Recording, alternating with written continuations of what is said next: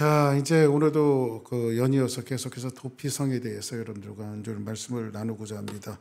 자, 오늘 이제 지난번에 17장을 했는데 18장, 19장을 제가 훌쩍 뛰어넘은 것은 뭐냐면 계속해서 정복하는 이야기예요. 그래서 정복하는 것들을 하나씩 다 풀어드리다 보면 예수님이 오실 것 같아갖고 여호수아를 끝내야 되겠다. 그래서 제가 이제 다른 주제로 20장으로 넘어왔는데 20장 전체의 1절부터 9절까지는 도피성에 관한 거예요. 도피성. 이 도피성이 오늘을 사는 우리에게 어떤 명제를 주는가에 대한 것들을 여러분들과 함께 좀 나누고자 합니다. 자, 오늘 성경 히브리서에 보니까 뭐라고 이야기하냐면 옛적 선지자들을 통하여 여러 부분과 여러 모양으로 우리 조상들에게 말씀하신 하나님이, 그러면 하나님께서는 이제 주의 사람들을 통해서 오늘 이 도피성은 갑자기 만들어진 것이 아니라 지금 여호수아는 핵심적인 주제가 하나님이시지만은 거기에 주제 사람으로 이야기하면 누구예요? 여호수아잖아요. 그죠? 그러면 여호수아의 전임이 누구예요? 모세잖아요. 그죠? 그러면 하나님이 갑자기 이제 가나안 땅을 정복하고 이제 이스라엘 민족들이 가나안에 들어간단 말이에요. 그죠? 가나안은 여러분들이 잘 아시는 대로 가나안이 축복의 땅이에요, 저주의 땅이에요? 축복의 땅이죠. 그죠? 그리고 우리는 일명 젖과 꿀이 흐르는 땅이라고 가나안을 이야기합니다. 그런데 하나님께서는 모세에게 어떤 명령을 내렸냐면 너희들이 이제 가나안에 들어가거든 이걸 전달해 줘라. 너희들이 도피성을 만들어라. 가나안을 다 점령하거든 도피성을 만들라는 거예요. 그래서 옛적 선지자들을 통하여 여러 부분과 여러 모양으로 우리 조상들에게 말씀하신 하나님이 이 모든 날 마지막에는 아들을 통하여, 그러면 맨 마지막에 진짜 메시지는 누구를 통해서 나온다는 거예요? 아들을 통해. 이 아들은 누구죠? 예수 그리스도. 그래서 여러분들에게 내가 말씀드리지만은 성경은요, 그냥 이게 별거 아닌 것 같은 내용이라도 거기에 다 복음이 담겨져 있는데 이 복음은 누구냐면 예수 그리스도에 관한 이야기가 다 담겨져 있단 말이에요. 그러니까는 뭐로 가도 이리로 가도 구약을 만나도 누구의 이야기냐면 예수 그리스도의 이야기고요. 신약을 만나도 예수 그리스도의 이야기고요. 어떤 스토리가 나와도 전부 다 예수 그리스도의 이야기고요. 전부 다 성경은 성경의 주제가 뭐냐? 그러면 예수 그리스도. 이게 주제란 말이에요. 그러면 마지막 날에 아들을 통해서, 아들은 누구요?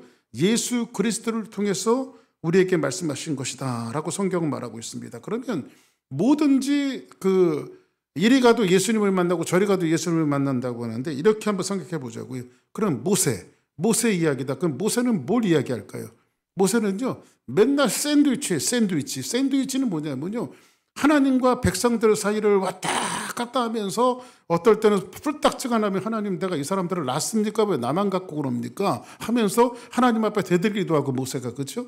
그렇다고 또 백성들한테 가서는 한마디도 못해요. 꼭 저 같아요. 뿔딱지가 나는데 하나님 앞에 가고 하나님 내가 이 사람들을 놨습니까? 저도 그러거든요. 그런데 여러분들 앞에 와갖고는 제가 아주 그냥 이렇게 그런 말을 못한단 말이에요. 그러면 모세는 뭘 얘기해 주냐면 하나님과 인간 사이의 중보자. 그럼 모세의 일생을 통해서 어떤 그럼 예수 그리스도의 모형이 뭐예요? 하나님과 인간 사이의 중보자잖아요. 그럼 모세는 메시지가 뭐냐면 하나님과 인간 사이의 중보자 이런 거란 말이에요.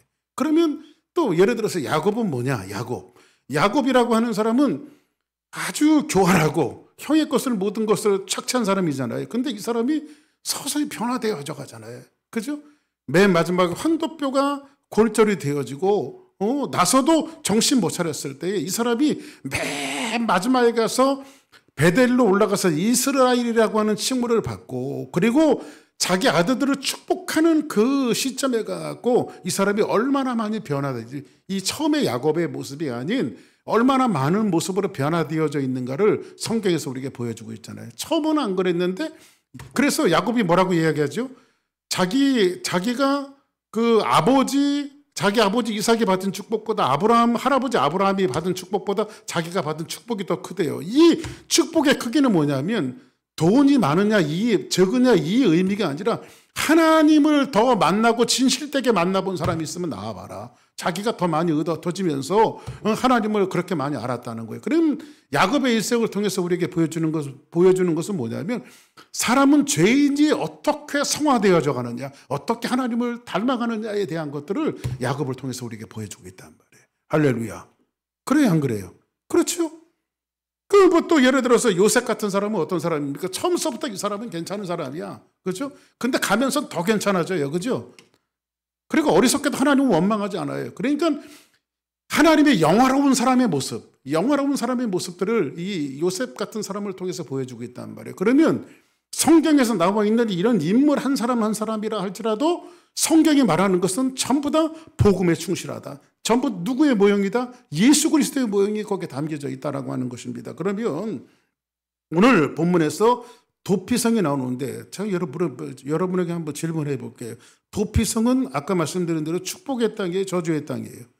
자, 이 도피성, 이 가나안 땅은 누구에게 약속한 땅이죠? 그의 조상 아브라함에게 약속한 땅이란 말이에요. 그렇죠? 내가 이 땅을 너와 내 자손에게 주겠다. 그렇죠? 그러면 이 땅은 굉장히 축복 땅이고 아마 이스라엘 민족들이 가나안 땅을 생각했을 때는 그 낙원 같은 땅이었을 거예요. 축복의 땅이고 그 다음에 젖과 꿀이 흐르는 땅이고 걱정이 없는 땅이란 말이에요. 그렇죠?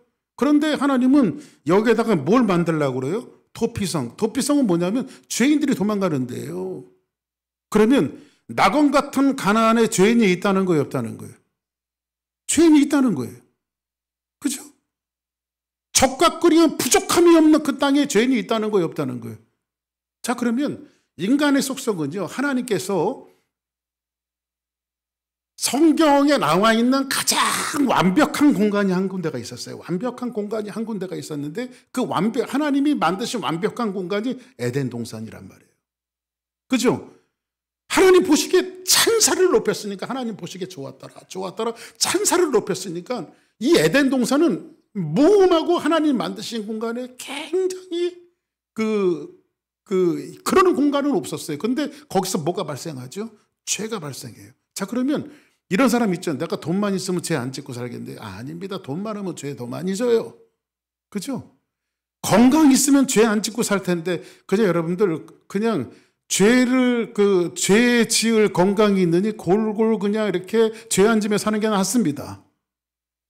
그러니까는 환경 속에 죄가 있고 그 환경이 사람을 변화시키는 것이 아니라, 그렇죠?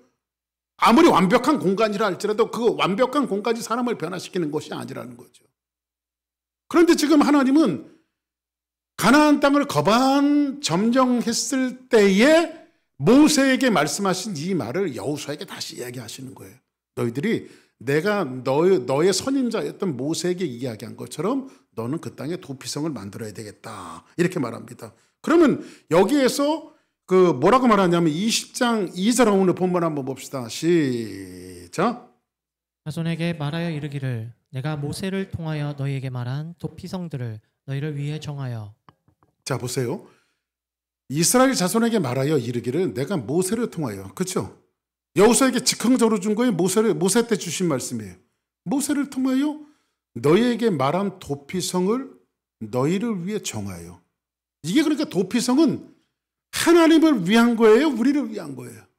우리를 위한 거죠. 근데 여기서 정하여라고 하는 히브리 말이 뭐냐면 이게 사람에게만 적용되어지는 말이거든요. 근데 도피성은 사람이에요? 건물이에요? 사물이에요? 사람이에요?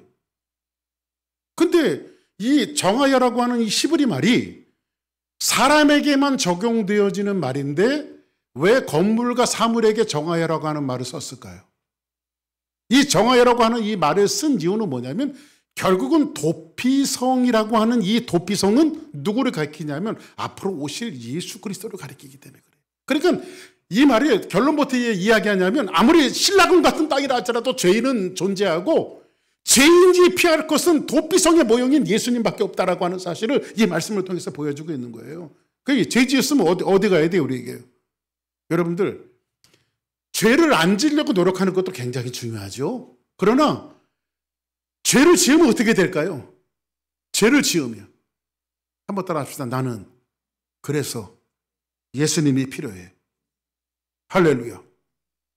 나는 그래서 누가 필요해요? 예수님이 필요하는 거예요. 그러면 장차 오실 메시아를 상징하는데 도피성을 너희를 위하여 정하여 이렇게 말합니다. 그러면 도피성은 왜 세웠을까요? 왜 세웠을까요? 자, 이 도피성은요 이렇게 돼 있어요. 이렇게 요단강, 저 가운데 게 파란 게 요단강이거든요. 요단강 이렇게 저 밑에가 사해바다예요. 저 사해바다. 제가 가봤거든요. 들어가면 떠요 사람이. 저기 절대 사람 안 죽습니다. 아무리 수영 못해도요 뒤로만 누워 있으면 다 떠요 그냥. 한번 딱 가봤어요. 1996년도에 제가 95년도에 목사 안수 받고요. 저희 사촌 형님이 성지순례 갔다 오라고 돈을 대줘서 가봤어요. 저기 가봤어.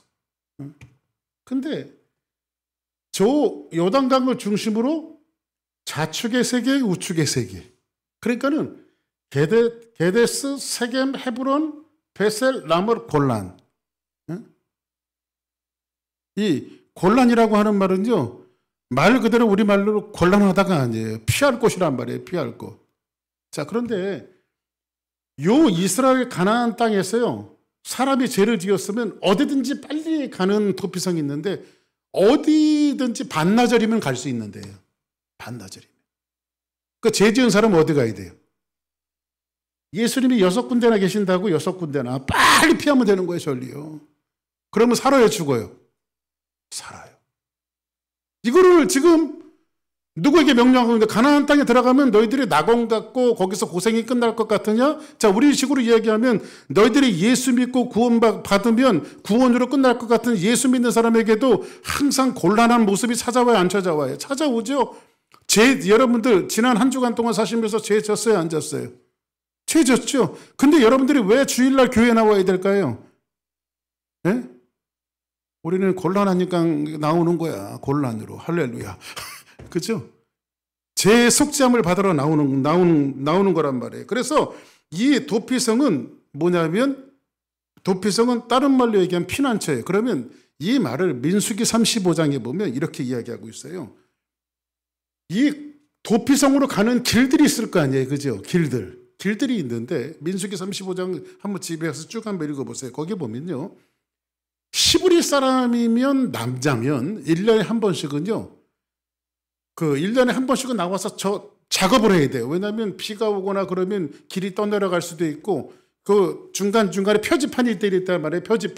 표지판들이 있는데 여긴 도피성 가는 길입니다. 도피성 가는 길입니다 하면서 이렇게 표지판이 있을 거예요. 그거 보고 사람들이 도망갈 거 아니에요. 그죠? 그러니까 이 아주 가나안 땅이 좋은 곳은 뭐냐면요.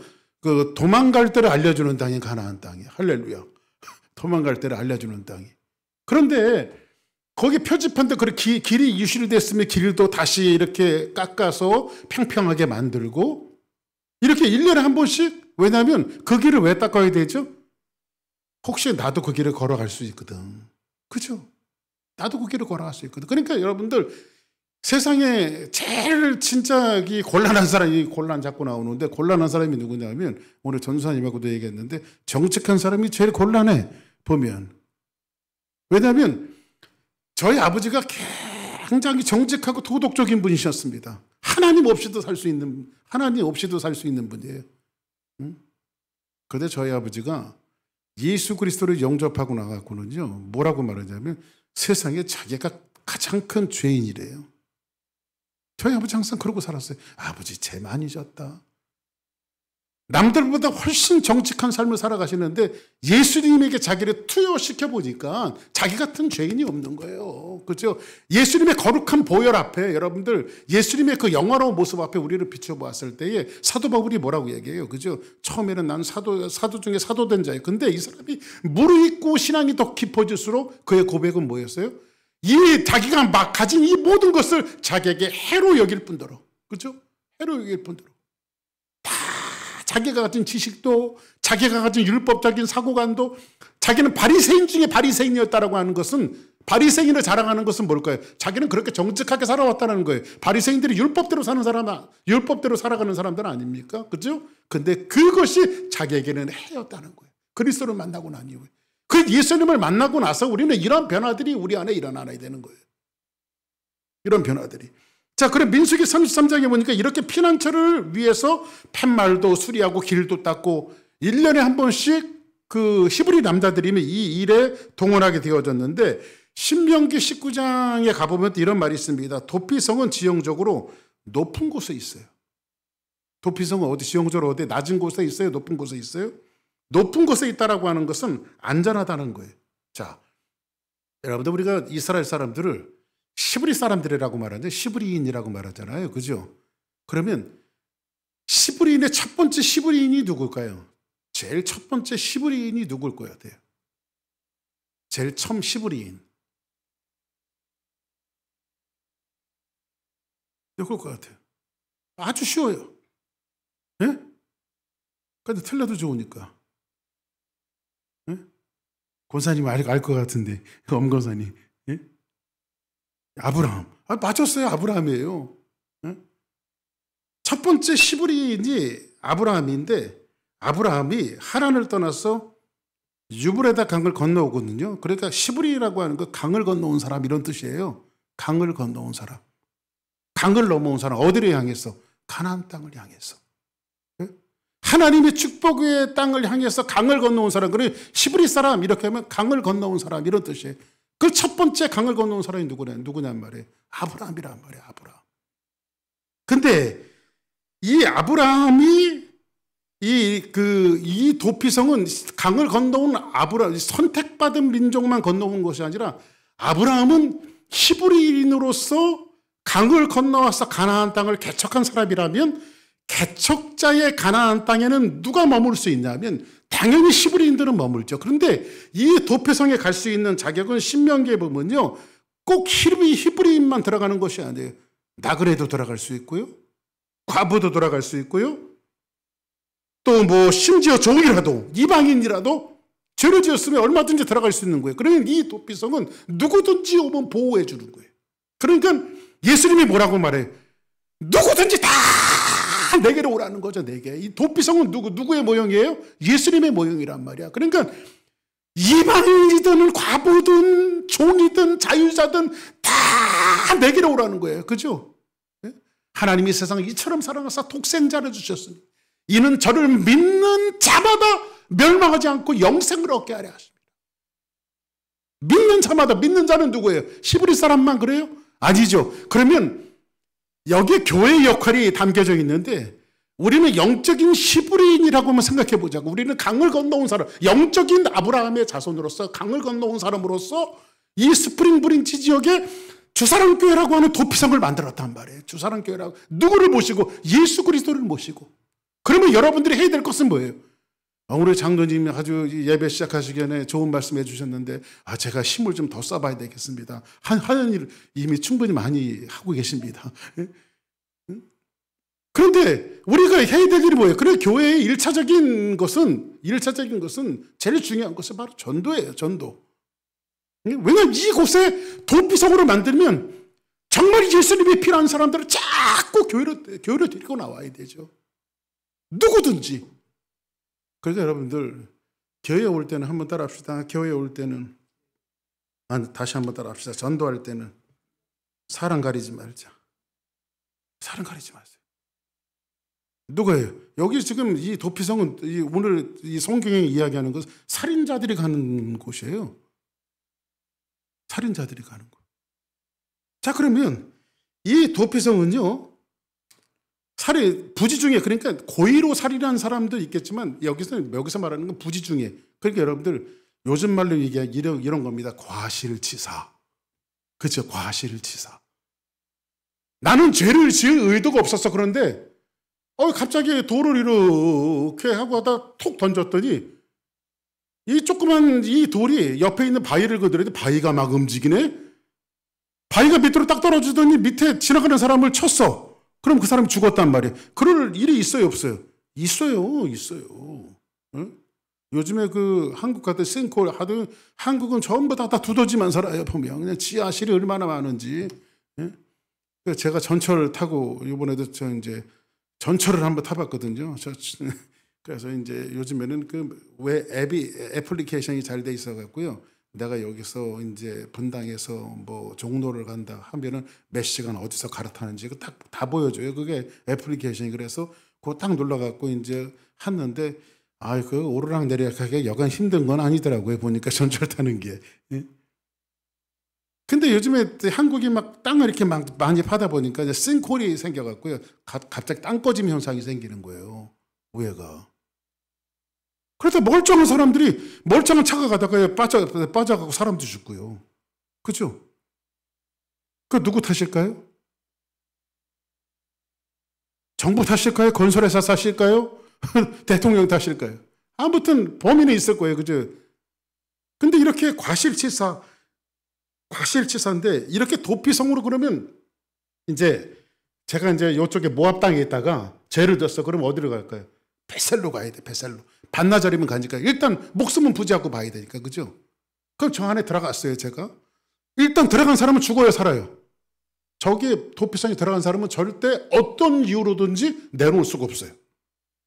내줘서는 안 돼요. 거기 있는 제사장들이 내줘서는 안 돼요. 왜? 하나님 뜻이기 때문에. 하나님 그렇게 도피성 6군데를 정한 거예요. 그러면 박규석이가 벳셀에 들어갔어요. 과실치사를 하고. 그러면 저는 언제 나올 수 있을까요? 저기서 언제 나올 수 있을까요? 근데 저기 가면요, 먹여주고 재워주고 다 합니다. 왜냐하면 레위인들은 기업을 받았어요, 안 받았어요? 기업을 받지 않았죠. 그래서 12지파가 한 성씩을 내놨어요. 레위인들에게.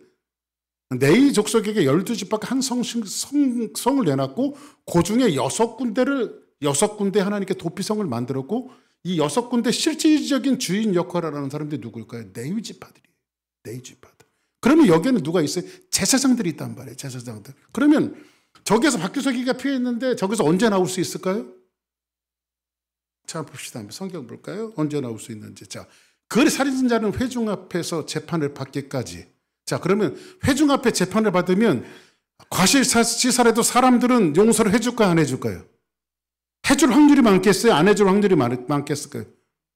안 해줄 확률이 많죠. 그러니까 첫 번째는 전문용어로 나가리. 자, 그러면 두 번째는 또는 그 당시 제사장이 죽기까지. 그러면 박규석이는 죄를 지었으면요, 자유한 몸이 되려면 하나님 이 성 안에 있는 제사장들 빨리 죽게 해주세요.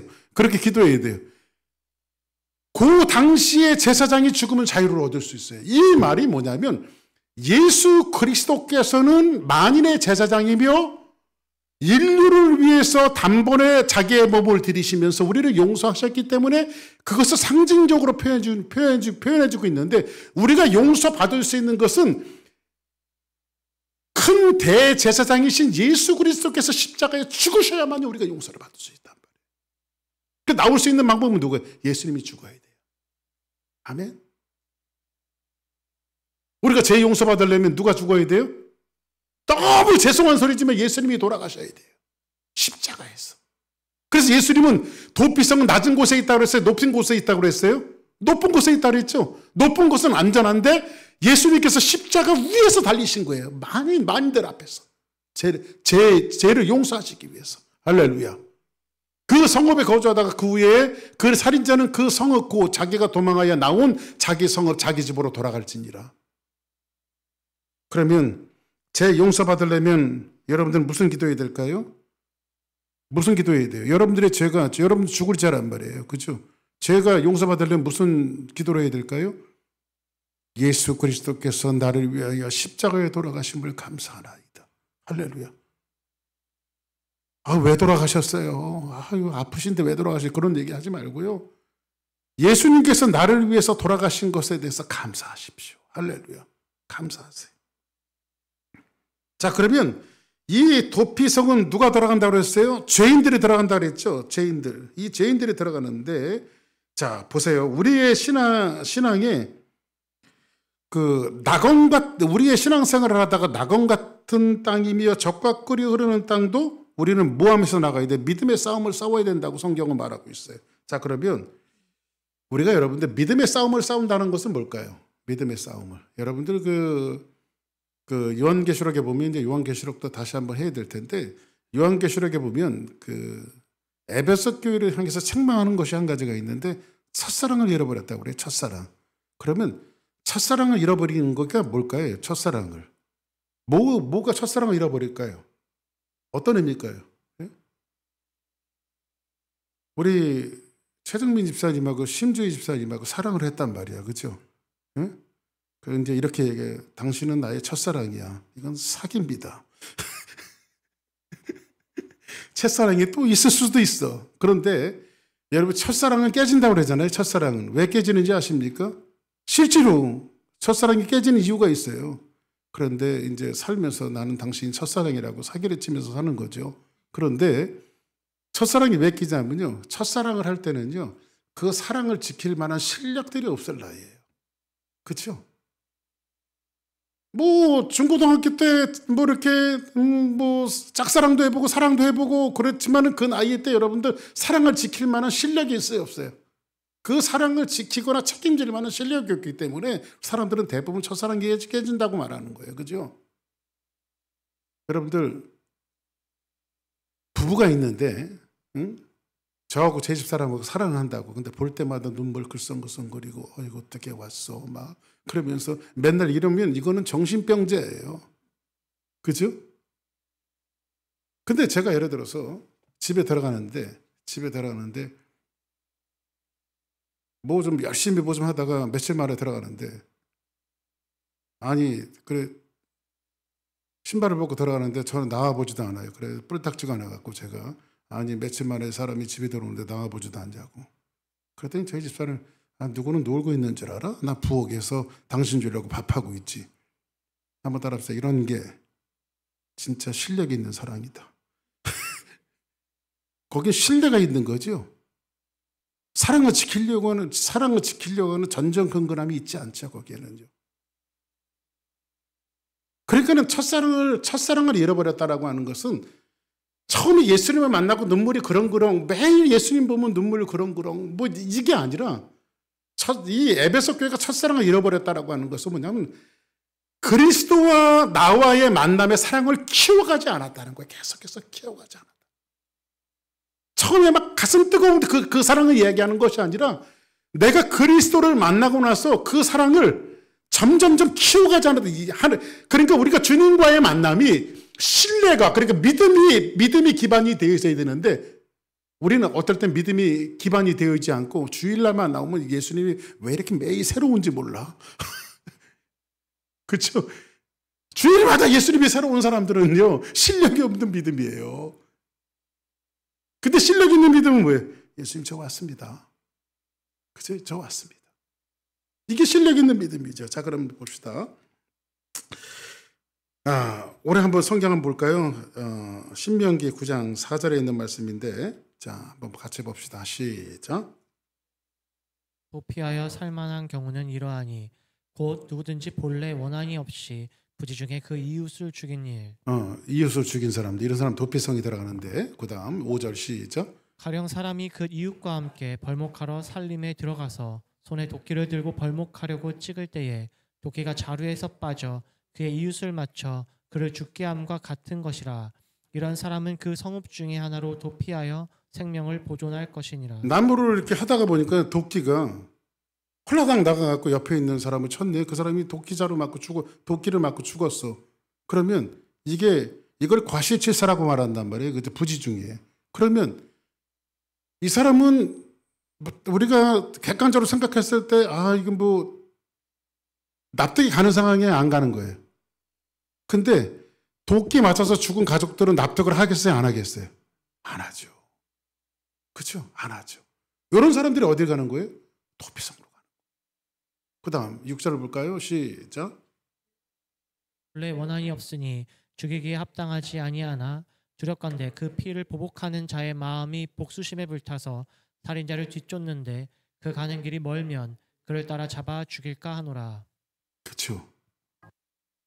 그렇게 이런 과실치사에 해당하는 사람들이 자기의 생명을 유지하기 위해서 어디로 가는 거예요?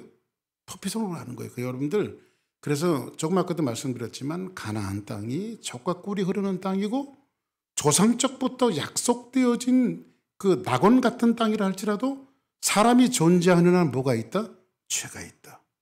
그렇죠? 그래서 소돔과 고모라가 의인 몇 명이 없었어요? 의인 10명이 없었어요. 의인 10명. 그래서 사람이 사는 것은 이렇게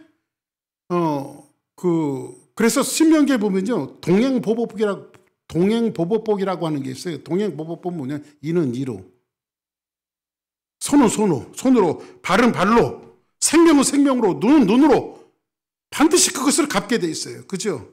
왜냐하면 사람이 본질상 다 죄인이기 때문에. 본질상 죄인이기 때문에. 자, 보세요.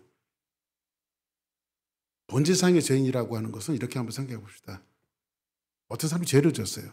사과나무가 있어요. 여러분들 사과나무하고 배나무하고 보신 적 있어요? 사과나무가 배나무하고 똑같이 생겼어요. 거의 시밀러예요. 사과나무하고 배하고 다 똑같이 생겼어요. 나무 자체가. 근데 나중에 우리 전문가들은 알겠죠. 근데 우리 같이 비전문가들은 사과나무, 배나무를 구분을 못해요. 나무만 보고는. 근데 언제 구분하는지 아십니까? 열매가 났을 때, 배가 열리면, 이거 배나무구나. 열매가 열리면 이건 사과나무구나. 사과나무가 있었어요. 사과가 열렸어요. 열매가 열리잖아요. 그 열매를 죄라고 한번 생각해 보자고요. 그렇죠? 죄라고 생각해 보자고. 그러면 사과나무에서 사과가 열리는 죄를 졌단 말이야. 그런데 요 옆에 사과나무가 하나가 더 있어요. 근데 요건 열매를 맺지 않았어요. 그럼 열매를 맺지 않았다고 이게 사과나무가 아닐까요? 그러니까 세상은 이렇게 구분해요. 열매를 맺는 죄인, 그냥 죄인 같은 죄인. 그렇죠? 요 사과나무도 본질상 이 열매를 언제든지 맺을 수 있는 거야. 그냥 열매가 맺지 않았을 뿐이지. 그래서 세상은 다 뭐예요? 다 죄인이에요. 누구든지 다 죄인인 거예요. 그래서 오늘 이 말씀을 보면서 이 피난처, 도피성에 대한 이야기를 여러분들에게 말씀드리는데 우리의 숙제는 그런 겁니다. 하나님께서 가나안 땅에 너희들이 들어가거든. 가나안 땅에 너희들이 들어가거든. 모세에게 명령한 것을 가나안 땅이 거의 다 점령되었을 때에 여호수아에게 상기시키면서 너희들이 상납한 12개의 성들, 레위인에게 상납한 12개 성 중에 6곳을 정해서 사람들이 반나절이면 도망갈 수 있는 도피성을 만들어라. 왜냐하면 너희들이 있는 그 가나안 땅은 너희 조상들에게 학습되어졌던 낙원도 아니며 적과 꿀이 흐르는 땅도 아니며 너희들 속성들은 계속해서 죄를 지어야 할 것이고 너희들은 이 죄인들이 피할 도피성이 필요한데 이 도피성은 예수 그리스도다 이거죠. 예수 그리스도. 너희들이 예수를 품고 살아야만 너희들이 소망이 있는 것이지 예수 없이 살아가는 너희들은 소망이 없다. 이거를 지금 이 말씀을 통해서 우리에게 이야기해 주고 싶은 거예요. 그래서 우리는 1년에 한 번씩은 뭘 해야 될까요? 도피성의 편말이 잘못했으면 편말도 다시 뜯어 고치고 길이 유실됐으면 길을 또 다시 깔고 그래서 교회가 해야 할 일은 뭡니까? 교회로 들어오는 모든 장애물들을 제거해 주는 거예요. 우리가. 그죠? 표지판도 다시 세우고 주사랑교로 달려나오는 많은 사람들이 주사랑교회 하면 한눈에 볼 수 있게끔 저 교회는 예수 그리스도를 모신 도피성이라고 하는 것들을 자꾸 알려야 되는 거죠. 이것이 바로 교회의 역할이며 피난처며 그래서 우리 교회가 주사랑교회가 어떤 역할을 감당하는 교회가 되어줘야 되느냐? 도피성 같은 교회. 교회를 바꿔버릴까요? 이름을 도피성 교회라고 그냥 이런 교회로 여러분들도 다시 한번 생각하고 다시 한번 마음을 가다듬어서 진정한 도피성 같은 교회 이런 교회로 지향하는 우리 모두가 되기를 주의 이름으로 축복합니다. 우리 다 같이 찬양 한번 드립니다. 이 세상의 모든 죄를 찬양드립니다.